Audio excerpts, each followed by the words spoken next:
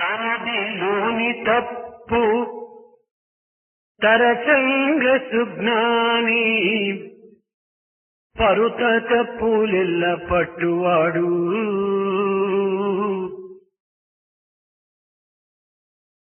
తనను తెలియలేడు తన తప్పు తెలియదు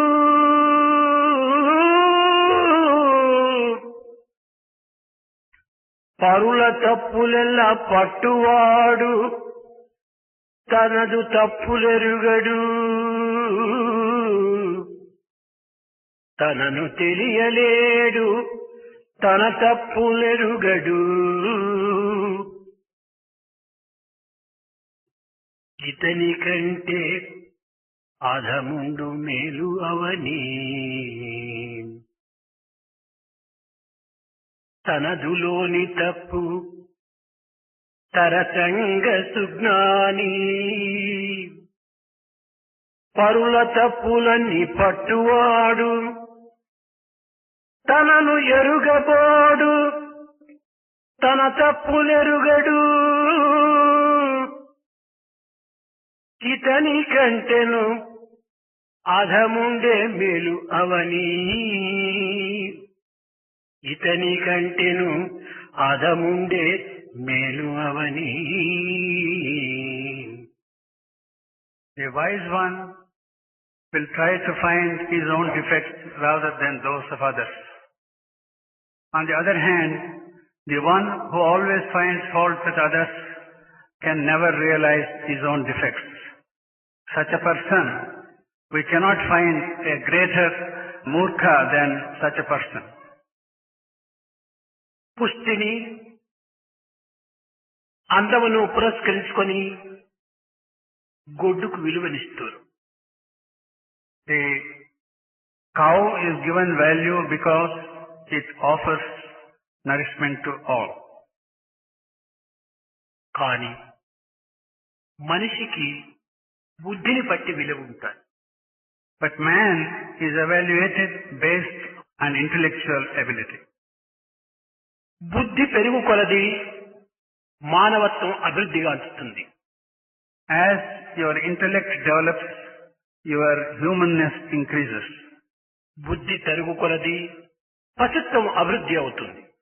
And as you lose your intellect, your beastly nature increases.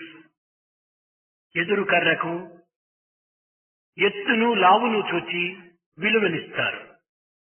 We give value to the bamboo, seeing its height and its thickness. కానీ చెరకునకు రసమును పట్టి విలువనిస్తారు. But as far as sugarcane is concerned, we give value to it because of the sucrose content in it.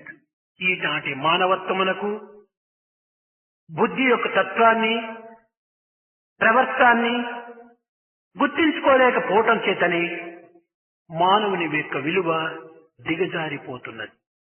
Because man is not able to realize the value of intellect and morality, the value of man himself is going down. ఆకారం మానవాకారం, బుద్ధి పశుబుద్ధి. The figure is that of a human being, but the intellect is that of an animal. దీనిని ద్విపాద పశువు అంటారు. మానవాకారం కలిగినటువంటి యొక్క పశువు అంటారు. Therefore, we call such a person as a beast with a human form. కనుకనే ఆకారం మానవాకారంగా ఉండినప్పుడు బుద్ధి కూడాను మానవ బుద్ధియే అభివృద్ధి పరచుకోవాలి. Therefore, once we attain the human form, we must develop the human intellect. ఇది త్యాగము చేతను యోగము చేతను మనకు ప్రాప్తిస్తుంది. This we can attain by renunciation and by yoga. త్యాగము అనేటువంటిది మానవునికి జీవితంలో ఒక ప్రధానమైనటువంటి యొక్క పాత్ర. Tyaga, renunciation, is one of the most important aspects of human life. ఏ నాటికైనను వస్తువును తానైనను తాను వస్తువునైనను త్యాగం చేయక తప్పదు. At any time in our life, we have to renounce either himself or the one which he values. తాను అట్టి త్యాగ మనస్కుడు కానప్పుడు ప్రపంచమే బలవంతముగా అతనికి త్యాగం చేయిస్తుంది. If a man is not willing to sacrifice by himself, the world forces will compel him to do so. ఇది తప్పినది కాదు. This cannot be escaped. అయితే ఈ త్యాగం దేనిని త్యాగం చేయాలి? When we say renounce, what exactly have we to renounce? బాహ్యమైనటువంటి వస్తువాహనుల త్యాగం, Is it merely giving up the లేక ఆలుబిడ్డల త్యాగము, ఆస్తిపాస్తిన త్యాగము? Is it merely the external objects which we possess, or the wife and children, or the properties we have? కాదు కాదు. No, no. ఇవి త్యాగము చేయటము అతి సులభమే. To give up these things is quite easy.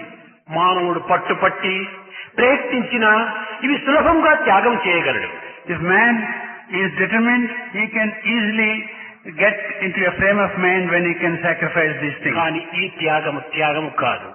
But this renunciation is not a ఇది real ఒక renunciation. భోగము కావచ్చు, లేక రోగము కావచ్చు. This can be a bhoga or even a disease. మనము చేయవలసినటువంటి త్యాగం ఏమిటి? What exactly is the renunciation which we have to make? అంతర్ముఖమైనటువంటి యొక్క కామ, క్రోధ, లోభము ఈ మూడింటిని త్యాగం చేయాలి. What exactly have we to renounce? We have to renounce our internal enemies, namely desire, anger and greed. కామం కర్మనాశనం, క్రోధం జ్ఞాననాశనం, లోభం భక్తి నాశనం. డిజైర్ అనేటువంటిది అనగా కోరిక అనేటువంటిది కర్మలను నిర్మూలం గావిస్తుంది. Desire destroys all karmas. ఏ కర్మ చేయ తగినది, ఏ కర్మ చేయ తగనది అనేటువంటి విచారణ జ్ఞానము కోల్పోతుంది. By having this desire, we lose the discriminative ability. ఈ కోరిక అన్నటువంటిది విచక్షణ జ్ఞానాన్ని కోల్పోతుంది. This desire sees that we lose the discriminative ability in us. కనుకనే కర్మ యొక్క యథార్థ స్వరూపాన్ని కోల్పోతుంది. Therefore, we lose the real meaning of karma. కనుకనే ఉపనిషత్తులు మొట్టమొదట కర్మకు నమస్కరించు అని చెప్పారు. Therefore, Upanishads have declared in the first instance, తస్మై నమః కర్మణి. ఏ therefore, పని మొదలు పెట్టినప్పటికీ ఆ పనికి మొట్టమొదట నమస్కరించి తరువాత ఆ పనిలో ప్రవేశించమన్నారు. therefore the Upanishads declared that first you salute karma or your action before you begin it. ఎందుకోసం? Why? ఈ కర్మ పవిత్రమైనదిగాను, పరులకు ఉపకారకరమైనటువంటిదిగాను, పరులకు హాని కలిగించేదిగాను, నాకు ప్రాప్తించినటువంటి యొక్క ఈ ప్రాప్తికి సహాయకారి అయినటువంటిదిగాను ఉండాలి అని ఈ కర్మకు నమస్కరించాలి. Why should we salute this karma? It is because we want this karma to be helpful to others, it should be useful to the society, and it should be helpful to our own development. కానీ ఈనాటి మానవుడు సమాజం నుంచి తమకు ఏమి ఫలితం లభించును అనేటువంటి ఫలిత ఉద్దేశం చేతనే కర్మలో ప్రవేశిస్తున్నాడు. But today, man is entering into action only with a view to gain something from society. కానీ మానవుడు కోరవలసినది అది కాదు. నా నుంచి ఈ సమాజమునకు ఏమి ఉపకారం, ఏమి సహాయం, ఏమి మంచి జరుగుతుంది అనేటువంటి యొక్క ఉత్తమ భావంతో చిత్తము సరిదిద్దుకోవాలి.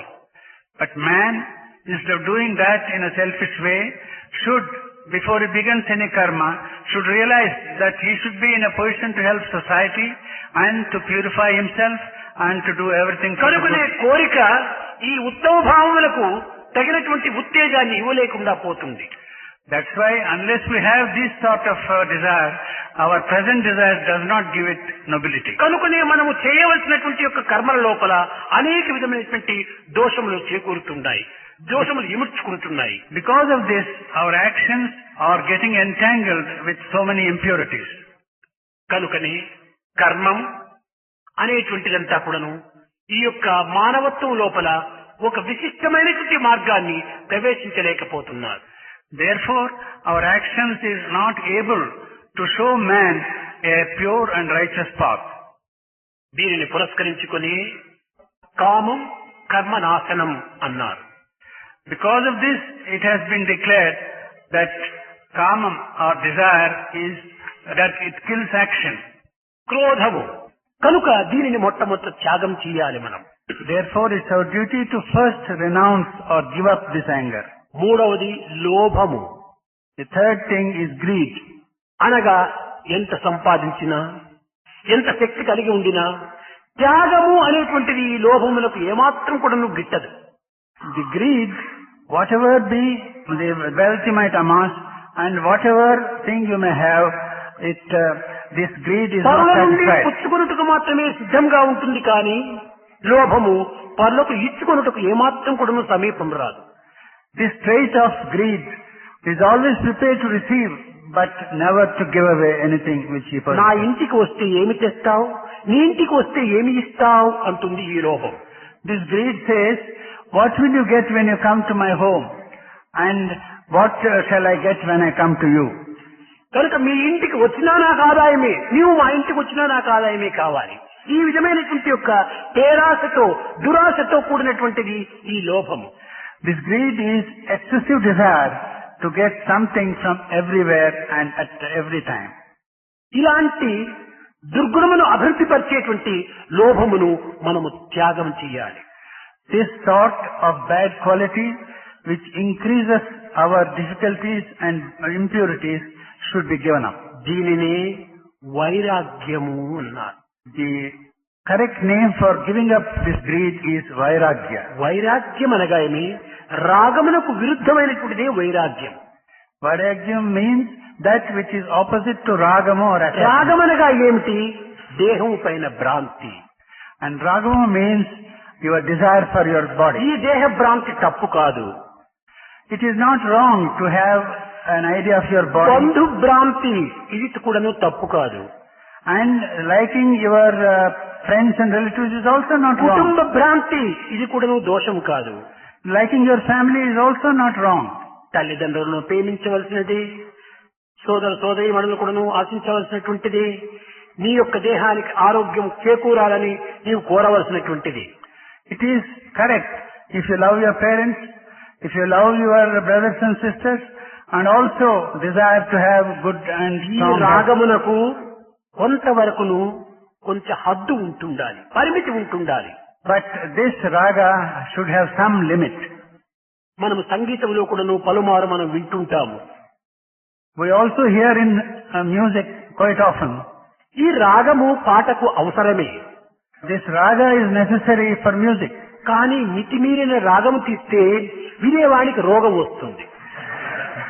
But if this raga is unduly emphasized, those who hear will get disease or will... కొండంత రాగము తీసి గోరంత పదము చెప్పాడట. See, he takes such a big raga and says just one or two words. కనుక పాటకు తగినంత రాగం ఉంటుండాలి. Therefore, the raga should be adequate for the song. వంటకు తగినంత మంట ఉంటుండాలి. And the heat should be just adequate పప్పుకు తగినంత ఉప్పు ఉండాలి. for the food and enough salt for పప్పు the ఎంత salt. ఉందో ఉప్పు అంత వేస్తే తినడానికి వీలు కాదు. If you add as much salt as you have dal, then you cannot eat it. అదే విధముగానే మన రాగము కూడాను ఎంతవరకు అంత ఉంటుండాలి. In the same manner, our raga should be only ఈనాడు ఈ limited. రాగము మితిమీరిపోతుంది. Today, this raga is going తన దేహ beyond. భ్రాంతి కానీ, తన బంధు భ్రాంతి కానీ, తన కుటుంబ భ్రాంతి కానీ, తన విద్యా భ్రాంతి కానీ, తన జ్ఞాన భ్రాంతి కానీ, ఈ భ్రాంతులు అనేటువంటివి అన్ని కూడాను ఒక హద్దును దాటి, పరిమితము దాటి ప్రయాణం చేస్తున్నాయి. This desire for the body, for his relations, for his family, and for other desirable things is going beyond limits. కనుకనే ఈ రాగమును అదుపులో ఉంచుకోవాలి. Therefore, it is essential to keep this raga within limits. కాన మానవత్వములో మనం కోరవలసినటువంటి దానికి కూడాను కొంత లిమిట్ లో ఉంటుండాలి. నశ్రేయో నియమం వినా. Therefore, it's necessary that even in humanness there should be certain limits. And therefore it is said that ఇది దురాశగా మారిపోతుంది. this should not become an undesirable, ఈ undue desire. దురాశ దుఃఖములకు హేతు అవుతుంది. And this undue desire results in sorrow. కనుక మనము ఈ రాగం అనేటువంటి దానిని కొంతవరకు నువ్వు పరిమితం తెచ్చుకున్నప్పుడే అదే వైరాగ్యము అనేటువంటిదిగా మారిపోతుంది. Only when we limit and restrict this raga, it is transformed into vairagya. వైరాగ్యం అంటే ఏమిటి? What exactly do we mean by vairagya? వైరాగ్యం అనగా వస్తువు యొక్క సంబంధమును మనము మరచి వస్తువునందున్నటువంటి యొక్క అంతర్శక్తిని లక్ష్యంలో ఉంచుకోవటమే వైరాగ్యం. Vairagya means you forget the external things and have your attention fixed on the substratum or the immanent thing in that article. 10 మంది దుర్మార్గుల లోపల ఒక్కడైనా సన్మార్గుడు ఉంటాడు. Among 10 bad fellows, there will be at least one good person. 10 మంది సన్మార్గుల లోపల ఒక్కడైనా దైవ భ్రాంతి కలిగినటువంటి వాడు ఉంటాడు. Among 10 good people, there will be at least one who has the desire of 10 spirituality. మంది దైవ భ్రాంతిలో ఉండినటువంటి వారిలో ఒక్కడైనా దైవం పైన ప్రీతి కలిగి ఉంటుంటాడు. Those who are spiritually inclined and think of God, there will be at least one. 10 మందిలో భగవత్ ప్రీతి కలిగినటువంటి వానికి ఒక్కడైనా కూడా భగవంతుని అనుభవించాలి అని ఆశిస్తుంటాడు. And among the 10 who have the desire, love of God, at least one would like to realize and experience God. భగవంతుని యొక్క ప్రేమను అనుభవించాలి అనేటువంటి 10 మంది లోపల ఒక్కడైనా సర్వసంగ పరిత్యాగి ఉంటుంటాడు. Among 10 people who want to experience God, at least one will be prepared to give up. సర్వసంగ పరిత్యాగం చేసినప్పుడే భగవత్ ప్రేమకు అర్హుడవుతాడు. Only when we give up everything, we will be able to achieve కనుకనే God. త్యాగేనైకి అమృతత్వమానసు అన్నారు. ఈ త్యాగము చేతనే అమృతత్వమైనటువంటి యొక్క దైవత్వం మనకు ప్రాప్తిస్తుంది అని. Therefore it has been said, only by renunciation of everything you can achieve amritatva or A immortality. రీతిగా మనం వైరాగ్యం చేయాలి? Then how, in what manner have we to achieve this vairagya? ప్రపంచము వస్తు సమూహము. The world is a combination of different things. ఇది కేవలము ఒక జడ స్వరూపము. This is inert matter. జాగ్రత్తను మన ఇంద్రియములంతా కూడాను అనుభవిస్తున్నాయి. In wakeful condition, our senses experience these things. ఇంద్రియములన్నీ కూడాను జడమైనటువంటివి. All indriyas are inert in చూసే actuality. నేత్రము జడమే, The eyes with which we see is also వినే inert. చెవులు జడమే, The ears with which we hear is also పలికే inert. నాలుక జడమే, Our tongue is also inert. గంధమును ఆస్వాదించేటువంటి యొక్క ముక్కు కూడాను ఒక జడమే. The nose which can smell perfume is also inert. కడపటికి దేహమంతా జడమే. And finally, the entire body is inert. కనుకనే ఇందులో ఒక చైతన్యము అనేటువంటిది మనస్సు, బుద్ధి, చిత్తము, అహంకారము ఈ నాలుగింటి యొక్క సమ్మిళితమైనటువంటి స్వరూపము ఆ యొక్క లోపల ఒక చైతన్యాన్ని అందించటం చేతనే ఈ జడమంతా పని చేయగలుగుతుంది. This jada is able to function because of the combination of chaitanya, ahankara, buddhi and manas. కనుకనే ఈ యొక్క బాహ్యమైనటువంటి యొక్క జగత్తంతై కూడాను జడమే అనేటువంటి సత్యాన్ని మనం గుర్తించాలి. We must recognize the truth that the external world is entirely inert or అదే jada. స్థూలము. And that is inert and dense. ఈ స్థూలమైనటువంటి యొక్క జగత్తునంతా కూడాను మనము ఒక జడముగా మనం భావించాలి.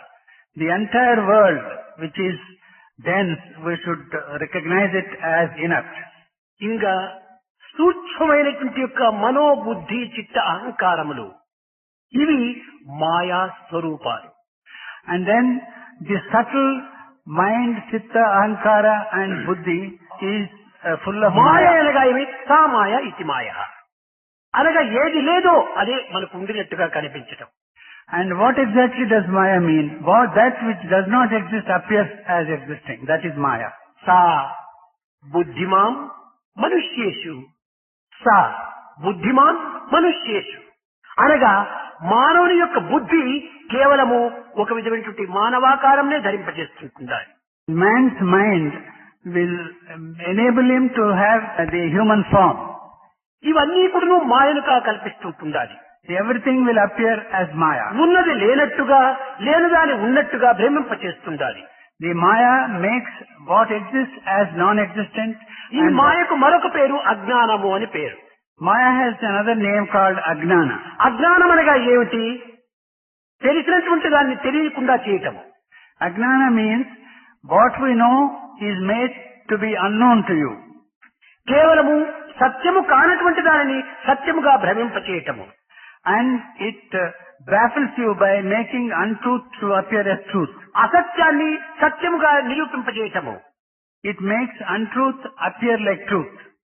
నేను దేహమును ధరించాను. I have assumed a body. నా కంటి ముందు అనేక మంది మరణిస్తున్నారు. I see so many people dying before me. అనేక మంది రోగములతో పీడింపబడుతున్నారు. Many are suffering from disease. కంటితో చూస్తున్నాము, చెవులతో వింటున్నాము, కానీ మనం శాశ్వతంగా ఉండాలని భ్రమిస్తున్నాం. We see this every day, but we believe that we will be permanent. ఇది అజ్ఞానము. This is exactly Ajnana. అందరూ పోతున్నప్పుడు మనం మాత్రం పోమా? When all others are leaving this world, అందరి దేహములు అశాశ్వతమైనప్పుడు నా దేహం మాత్రం శాశ్వతం ఎట్లవుతుంది? when all others' bodies are impermanent, how can mine alone be permanent? కనుకనే ఈ మాయను ప్రవేశింపచేయటం చేతనే అనిత్యము నిత్యముగా, నిత్యమును అనిత్యముగా కూడాను భ్రమింపచేస్తుండాలి. Because of this Maya, what is impermanent appears as permanent and what is permanent appears as temporary. కనుక ఈ సూక్ష్మమైనటువంటిదంతా ఒక మాయనే. So all these subtle things is nothing but Maya. స్వప్నము సూక్ష్మ స్వరూపము. The sleep is also a subtle thing. ఎన్నో చూస్తున్నాము మనం స్వప్నంలో. In sleep we see so many things. ఎన్నో అనుభవిస్తున్నాము స్వప్నంలో. In sleep we experience so many things. స్వప్నం కాలములకు మాత్రమే అవి సత్యంగా నిరూపిస్తున్నాయి. Only during sleep it appears as truth. జాగ్రత్త వచ్చేటప్పటికి వాటినన్నిటినీ మనం మర్చిపోతున్నాం, అలక్ష్యం చేస్తున్నాం. As soon as we get wakefulness, all that is forgotten and we don't care to అప్పుడు remember. సత్యమనుకున్నటువంటిది జాగ్రత్తలో అసత్యంగా ఉంటుండాలి. What was considered as true during sleep becomes untrue when we are సత్యములో wakeful. భయపడినటువంటి వ్యక్తిని జాగ్రత్తలో ధైర్యాన్ని అనుభవిస్తున్నాడు. The person who is afraid during sleep becomes bold when he is wakeful. ఇది మాయ యొక్క స్వభావము, అదే మాయ యొక్క రహస్యము. This is the secret and the nature of Maya. కనుకనే జడము అనగా ప్రత్యక్షము, భౌతికము, జాగ్రత్త ఇది జడము, స్వప్నము సూక్ష్మము ఇదంతా కూడాను మాయ. So sleep, which is subtle, and whatever we see there is jada or inert. ఇంకా కారణం. Then karana. ఈ కారణము అనేటువంటిది ప్రతిబింబము. This karana is a reflection. ఈ ప్రతిబింబమునకు ఏ విధమైనటువంటి యొక్క చైతన్యము లేదు. This reflection has no chaitanya of any kind. ప్రతిబింబమునకు రూపము లేదు, నామము లేదు. This reflection has neither name or form. దానికి సుఖము లేదు, దుఃఖము లేదు. It has neither happiness or sorrow. ఇలాంటి దాన్ని కట్టుకుని మనం ఏమి అనుభవించటం? What is it that we can experience having such a thing? జాగ్రత్త చూస్తామా? జడము. In wakefulness, everything is స్వప్నం inanimate. చూస్తామా? Maya. If you see in the subtle state, కారణము చూస్తామా? ప్రతిబింబము.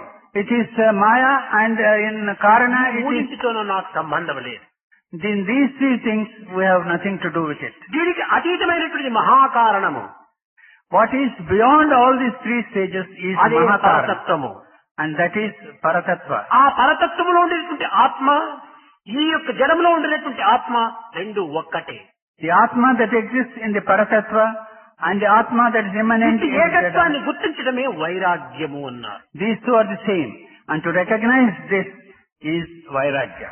కనుక మనం వదిలిపెట్టిపోవటం కాదు వైరాగ్యము, ఉన్నదానిలో ఉన్నటువంటి సత్యాన్ని గుర్తించడమే వైరాగ్యం. It's not giving up things that is real Vairagya, but to recognize the true thing in what ఇంతకాలము we see. దేనిని మనం రాగంతో అనుభవించామో దాన్ని రాగరహితంగా ఉంచుకోవటమే వైరాగ్యం. So Vairagyam really means what we were enjoying with Raga till now should be enjoyed without Raga. ఎంతనో మనం సాధించాము, We have achieved many things. ఎంతనో మనం సంపాదించాము, We have earned a lot. ఎంతనో మనం అనుభవించాము. We have experienced a lot. ఇవన్నీ ఎక్కడ పోయినాయి? Where have they gone? ఎక్కడ ఉన్నాయి? Where are they existing? ఎందుకు మనం వదులుతున్నాం? Why are we giving it up? దానివల్ల మనకు వచ్చినటువంటి ఫలితం ఏమిటి? What is the results we get ఈ from it? విధముగైనటువంటి విచారణ సరిపినప్పుడు ఈ వస్తువులు కాని, విషయములు కాని, వ్యక్తులు కాని కేవలము ఒక తెరబొమ్మల వంటివే అని గుర్తించుకోవటానికి వీలవుతుంది. See, when we examine and look deep into these matters, these are nothing but the puppet show which we see on the screen. మధ్యలో వచ్చి పోయేటువంటి కదిలిపోయేటువంటి మేఘములే. These are like passing clouds that come in between. ఈ యొక్క మానసిక తత్వం అనేటువంటి దాన్ని చక్కగా మనం గుర్తించడానికి ప్రయత్నించాలి. We have to take every care to recognize what exactly ఒక is. చెంబులో మనం నీరు పోసుకొని సముద్రంలో కలిపినప్పుడు ఇంకా తిరిగి ఆ చెంబు నీరు మనం తీసుకోవడానికి సాధ్యం కాదు. Once we take some water in a small jug and pour it into the ocean, we cannot get it back into the jug again. మన పొగ ఆకాశంలో చేరిన తర్వాత తిరిగి దానిని మనం వెనుక Smoke, తెచ్చుకోలేము. once it goes to the sky, we cannot get it back. తిరిగినటువంటి ఒక యాపిల్ పండును మనం జీర్ణించుకున్న తర్వాత తిరిగి ఆ పండును మనకు లభించదు. The apple which we have eaten and digested, we cannot get it back in the original shape. కానీ మనసు తత్వాన్ని మాత్రము తినడానికి సాధ్యం కాదు, కలపడానికి వీలు లేదు, చేరడానికి అవకాశం కాదు. But the mind and its essence we cannot reach, we cannot digest, or we cannot మనసును understand. ఒకరు అనుభవించడానికి సాధ్యము కాదు. We cannot experience that mind. దానిని అరికట్టుకోవడానికి శక్తి లేదు. We have no capacity to restrict it. సమస్త మానవులు సమస్త జీవులు కూడాను మనసుకు స్వాధీనులు కావాల్సిందే కానీ మనసును అరికట్టుకోవటం అనేటువంటిది ఎప్పటికీ సాధ్యం కాదు. Everyone, every living being cannot control the mind. అయితే But మనోనిగ్రహం అని ఎందుకు పెట్టారు? then why have they said you must అది control the mind? నిగ్రహించడం కాదు, అలక్ష్యం చేయటమే నిగ్రహించడం. Nigrahinchitam really means you don't care for it rather than control it. దానిని control చేయటం సాధ్యం కాదు. It's impossible to control the mind. గాలిని ఎవరు చేతిలో పట్టుకోగలరు? Can we clasp the wind in our hand? అదే విధంగానే అనంతమైనటువంటి స్వరూపమైనటువంటి ఈ మనస్తత్వాన్ని ఎవరు నిగ్రహించగలరు? Who can give up this vastness of the mind? సంకల్ప వికల్పంతో కూడినటువంటి మనస్సు అనేటువంటి సత్యాన్ని గుర్తించినప్పుడు సంకల్పాలు లేకుండా చేసుకోవటమే ఆ యొక్క మనస్సును నిగ్రహించడం. We can give up the mind only when we realize or give ఈ up. సంకల్పంలో రాగముతో కూడినటువంటివి. And these thoughts are, రాగం ఉండినంత వరకు వైరాగ్యం మనకు లభించదు. and as long as we have raga with our అయితే ఆ thoughts, రాగాన్ని కూడా కొంత అదుపులో పెట్టుకోవాలి. even this raga should be under control. మనకు కారు ఉంది, We have a car. Accelerator ఒత్తితే చాలా స్పీడ్ గా పోతుంది. If we press the accelerator, it speeds up. కానీ రోడ్డు యొక్క పరిస్థితిని, ఆ కర్వ్స్ యొక్క దీనిని, అప్స్ అండ్ డౌన్స్ ను మనం లక్ష్యంలో పెట్టుకొని ఆ యాక్సిలేటర్ ఎంతవరకు అంతవరకు యూజ్ చేయాలి. But then we have to be careful to see the exact condition of the road, the ups and downs and the curves, and then only కనుకనే మనం use the ఉన్నటువంటి accelerator. జగత్తులో Therefore, the world in which we live, ఈ జగత్తు అనేక విధమైనటువంటి ఉడుదుడుకులతో కూడినటువంటిది. it is full of ups and downs, this world which we see. అనేక దుఃఖ సంతోషములతో కూడినటువంటిది. It is full of joys and pleasures and sorrows. దానిని పురస్కరించుకొని మన మనస్సును కొంతవరకును అదుపులో ఉంచుకోవటానికి ప్రయత్నించాలి. Knowing this, we should see that we control the mind to some extent. యాక్సిలేటరే లేకపోతే డ్రైవే జరగదు. If we don't have the accelerator, we cannot drive at all. ఉండాలి, కానీ దాన్ని అదుపులో ఉంచుకొని మన ప్రయాణం చేయాలి. Of course, accelerator is necessary, but it should be under control and అదే విధంగా genuine. మైండ్ అనేటువంటిది మనకు ఉండాలి. Therefore, mind is necessary for us. దానిని తగినటువంటి రూపంలో మనం అనుభవించడానికి ప్రయత్నించాలి, But- ఉపయోగించుకోవాలి. We should know how to use it and how to control it. ఈనాడు మన మనసును ఇష్టానుసారంగా ఉపయోగించుకోవటం చేతనే అనేక విధములైనటువంటి యొక్క దుఃఖములకు, విచారములకు, కష్టములకు గురి అవుతున్నాం. Because we are using our mind without any control whatsoever, we are subject to lot of sorrows, difficulties. And అక్కడనే మనకు బుద్ధి అత్యవసరం. it is here that intellect or discrimination is బుద్ధి essential. మానవుని యొక్క శక్తిని అభివృద్ధి పరుస్తుంది. This intellect enables and strengthens man. మానవత్వం అనగా బుద్ధి యొక్క ప్రభావమే. The humanness means it is the effect ఆ of బుద్ధి intellect. యొక్క ప్రభావం అనేటువంటిది సమస్త జగత్తును తనలోనే ఆవరింపచేసుకుంటుంది. By the capacity of intellect, you can control or to understand the entire world. యొక్క క్రియ, ఇదే మనసు యొక్క రహస్యం. This is the secret of the mind. మనము ప్రపంచాన్నంతా చుట్టినాము. We have gone round the whole world. Hyderabad అంతా తిరిగాము, మెడ్రాస్ అంతా తిరిగాము, బొంబాయి అంతా తిరిగాము, అనేక పర్వతాలు చూచాము, నదులు చూచాము, సముద్రాలు చూచాము. We have gone to Madras, we have gone to Hyderabad, we have seen number of mountains and rivers and everything. కానీ ఎన్నింటి చూచాము, ఎంతెంత దృశ్యాలు మనం చూచామో, ఎంతమంది వ్యక్తులను మనం చూచామో, ఎన్ని యొక్క పదార్థములు చూచామో అవన్నీ కూడాను అతి సూక్ష్మ స్వరూపమై మన మైండ్ లో ప్రింట్ అయిపోయినాయి. But whatever we have seen, the number of people we have seen and the various sights we have seen, it gets imprinted on your mind. ఇంత చిన్న మైండ్ లోపల ఇంత ప్రపంచం యొక్క దృశ్యాన్ని ఏ విధంగా నువ్వు విమర్చుకున్నావు? How in the small mind which you possess you are able to imprint the entire such a big world of, ఇంత పెద్ద పర్వతము నీ యొక్క మనసులో ఉండడానికి ఎక్కడైనా చోటు ఉందా? to have such a big mountain imprinting your mind? Is there enough space in that అనగా mind? మనస్సు అంటే ఎంత విశాలమైనదో మనం గుర్తించడానికి ప్రయత్నించవచ్చు. Therefore we can realize how vast is our mind. ప్రపంచమంతా కూడా మనస్సులోనే ఇమిడి ఉంటుండాలి. The whole world is immersed in the mind. కనుకనే మనోమూలం ఇదం జగత్, జగత్తంతా మనస్సు యొక్క ప్రభావమే. Therefore the whole world is the result of our mental thoughts. ఆ జగత్తులో నేను కూడాను ఒకటి ఈ దేహము. In this world I am also one with the body. ఇంత మనోమయమైన ఈ జగత్తులో ఈ దేహం ఎంతటిది? In this huge world, after all this ఈ body, విధమైనటువంటి యొక్క విశాలతను కొంచెం అణుత్వంను మనం చక్కగా విచారణ చేసినప్పుడే చక్కగా వైరాగ్యం మనకు లభిస్తుంది. only when we deeply think over the whole matter, then we ఇంత realize విశాలమైనటువంటి ప్రపంచంలో ఈ దేహం ఎంతటిది? ఈ అణుమాత్రంగా చూసినప్పుడు మనకి ఎంత అవమానంగా తోస్తుంది. when we realize that we are such a speck in this entire universe, then we feel so humble. కనుకనే వేదాంతము అనోరణీయాన్ మహతో మహీయాన్ అనగా మహత్తులో అతి మహత్తరమైనటువంటిది, అణువులో చాలా అల్పమైనటువంటిది. Therefore, the Vedanta says that is the biggest of the biggest and the smallest of the ఈ smallest. రెండింటికి ఉన్నటువంటి యొక్క తత్వం ఒక్కటే. The real tattva between the two is only one. మర్రి చెట్టు చాలా పెద్దదిగా ఉంటుండాది. మెడ్రాస్ లో మీరు చూసి ఉండొచ్చు టీసాఫికల్ సొసైటీలో. The banyan tree you might have seen in the Theosophical Society in Madras is a huge one. పెద్ద వృక్షము. It's one of the biggest trees. కానీ అందులో ఉన్నటువంటి విత్తనము చాలా చిన్నది. But the seed that has made it sprout is so small. ఆ చిన్న విత్తనంలోనే పెద్ద వృక్షము ఇమిడి ఉంటున్నది. In that small, exceedingly small seed, we have such a huge ఈ tree. పెద్ద వృక్షములో చిన్న విత్తనం ఇమిడి ఉంటున్నది. In this big tree, the small seed is అదే immanent. విధంగానే మన మనస్సు అతి స్వల్పంగా నువ్వు భావించవచ్చును, అందులోపలనే అనంతత్వం ఉంటుండాలి. We may think that our mind is small, but in this small ఈ mind, అనంతత్వమైనటువంటి యొక్క ఈ జగత్తులోనే అల్పత్వమైనటువంటి యొక్క చిన్న అణువు స్వరూపమైనటువంటి మనస్తత్వం కూడా ఉంటుండాలి.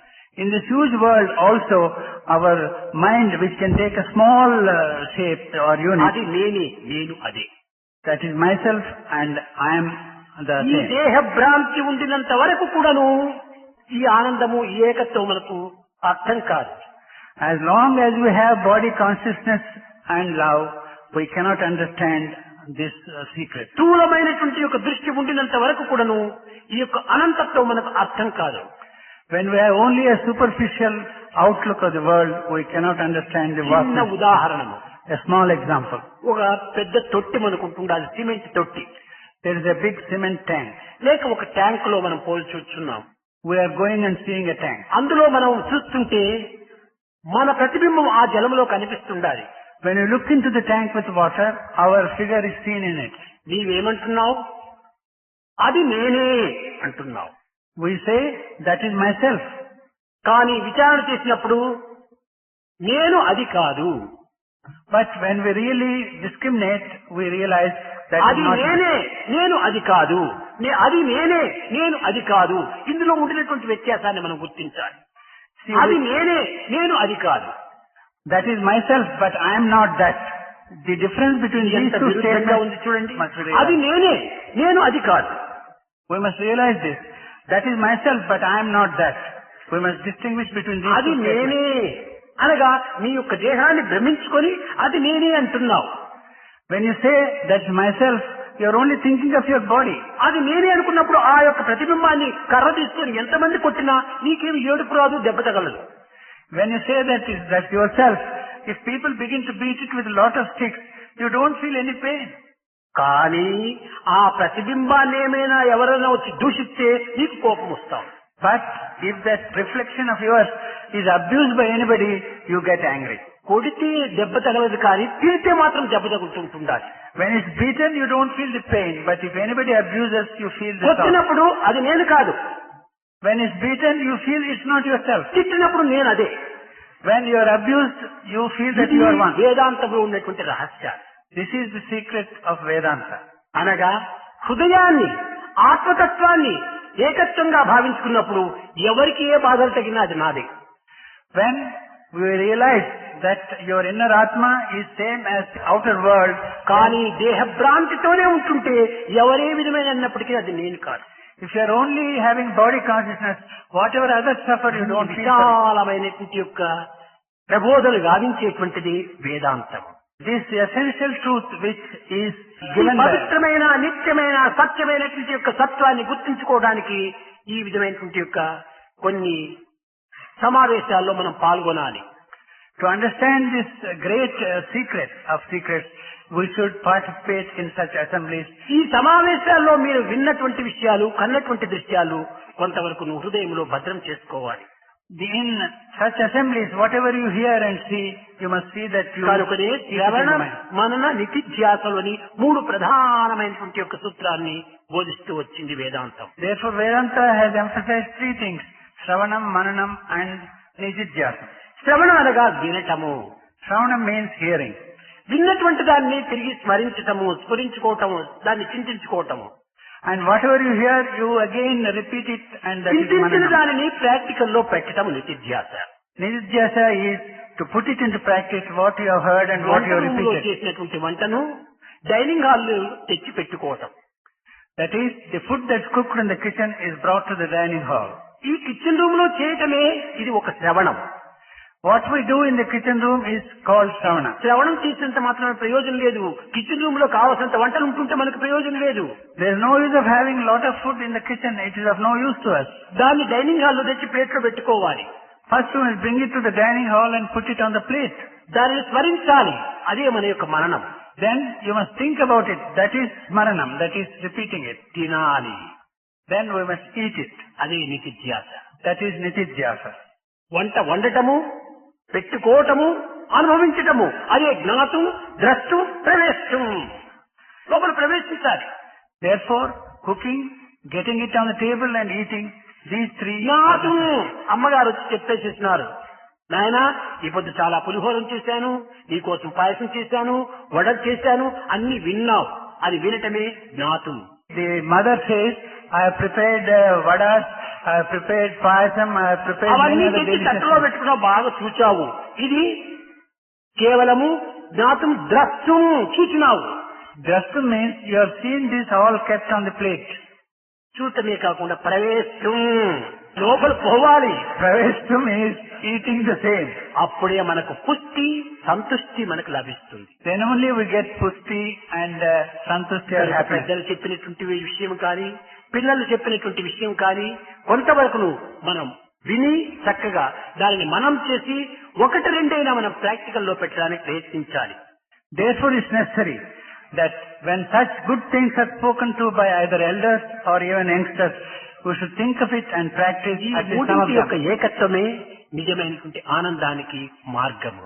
This unity in diversity is the real path for happiness. కనుక విద్యార్థులారా, Therefore, వైరాగ్యమనగా మనము అన్నింటినీ వదిలిపెట్టి, ప్రపంచాన్ని వదిలిపెట్టి ఎక్కడో పోవటం కాదు. dear students, therefore Vairagya does not mean that you should give up everything and go somewhere. మనం ఉండినటువంటి స్థితిలోనే ఉండి వస్తువు యొక్క తత్వాన్ని మరచి దాని యొక్క యథార్థమైనటువంటి యొక్క సారాన్ని మనం భుజించటము, అనుభవించటమే వైరాగ్యం.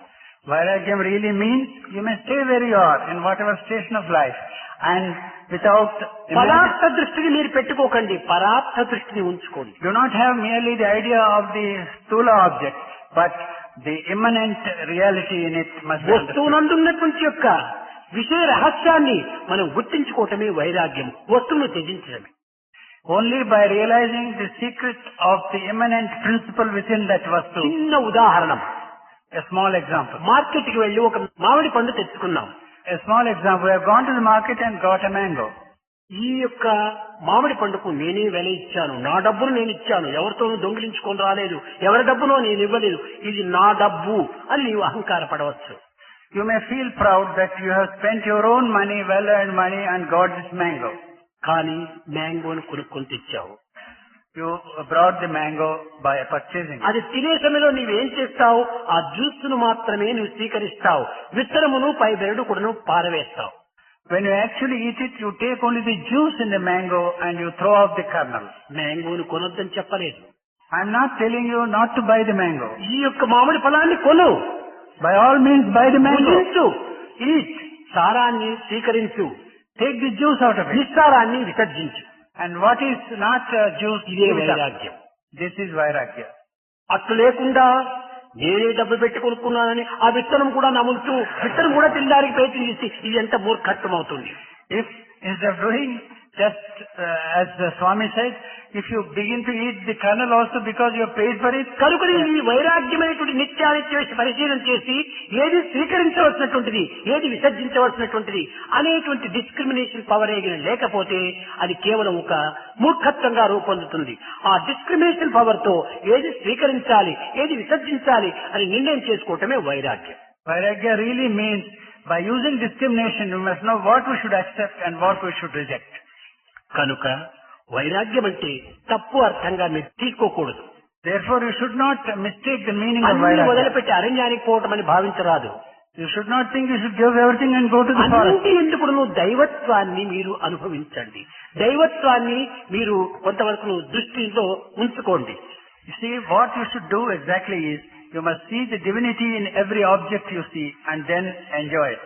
అది నిజమైన వైరాగ్యం. That is real vairagya. అంతేకాని ఏదో మనం ఆలుబిడ్డలను వదిలిపెట్టి, ఆస్తిపాస్తులు వదిలిపెట్టి, సర్వసంగ పరిత్యాగం అయిపోయి ఏదో ఈ విధంగా మనం అరణ్యానికి పోవటం కాదు. And it's not by giving up your family and your properties అరణ్యం మాత్రం ప్రపంచం కాదా? and going to the forest. Is not the forest a part of the world? కాబట్టి అక్కడంతా మనుషులు లేకపోవటం వల్ల చెట్లు పెరిగినాయి, మనుషులతో వల్ల చెట్లు కొట్టేస్తున్నారు. Because there are no men, there are trees. అంతేకాని అది కూడా ప్రపంచంలో ఒక భాగమే. That's also a part of the world. కనుక మనము చేసేటువంటి విధానం లోపల మంచి చెడ్డలు విచారణ చేసి దాన్ని చక్కగా అనుభవించడానికి ప్రయత్నించాలి.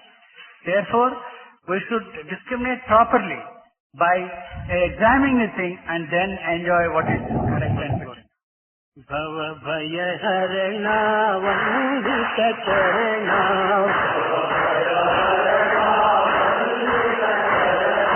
భవ భయ హరణ వందిత చరణ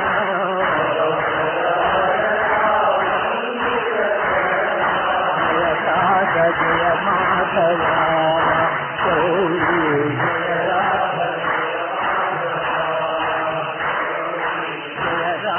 జయ మాధవ గౌరీ జయ భయ హరణ వందిత చరణ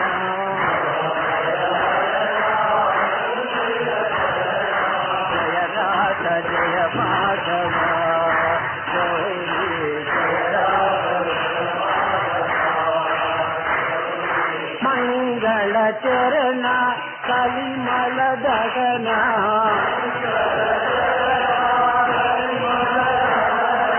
మంగళ చరణ కలిమల దగన